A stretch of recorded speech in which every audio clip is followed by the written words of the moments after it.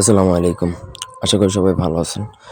আজকে আমি আপনাদেরকে মালিক, কফিল অথবা অফিসের বসকে কিভাবে বাধ্য বা বশীকরণ করবেন।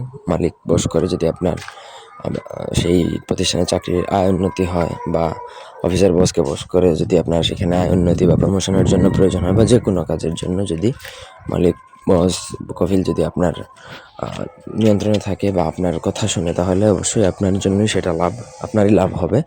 এবং যারা বিদেশে বা প্রবাসী, তারা যদি আপনার কফিলকে বশ করে রাখতে চান, তাদের জন্য এটা খুবই ইফেক্টিভ, খুবই। আপনারা যদি টাকা পয়সা কফিলটা ঠিকমতো দেয় না, বেতন দেয় না, তাহলেও আপনি এটা প্রয়োগ করতে পারেন। ব্যক্তিগত যে কোনো প্রয়োজন বা যে কোনো কাজের জন্য স্ক্রিনে দেওয়া নাম্বারে সরাসরি ফোনে, হোয়াটসঅ্যাপে কিংবা ইমোতে যোগাযোগ করে যে কোনো কাজ করাতে পারবেন, দেশে বা দেশের বাইরে থাকে।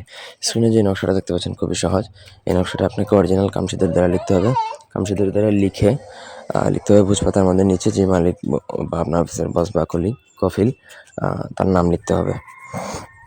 ঠিক আছে? তার আসল নামটা জেনে আপনি তারপর লিখবেন।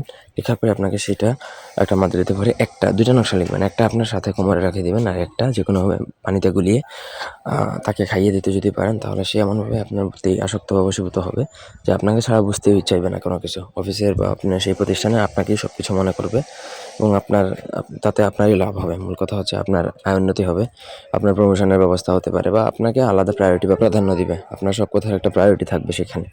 আশা করি বুঝাইতে পারছি। কোনো অংশ বুঝতে অসুবিধা থাকলে আমাকে কমেন্ট করে জানাতে পারেন। ব্যক্তিগত কাজের জন্য আমাদের সাথে যোগাযোগ করতে পারেন স্ক্রিনে দেওয়া নাম্বারে। ধন্যবাদ সবাইকে। আল্লাহ হাফেজ।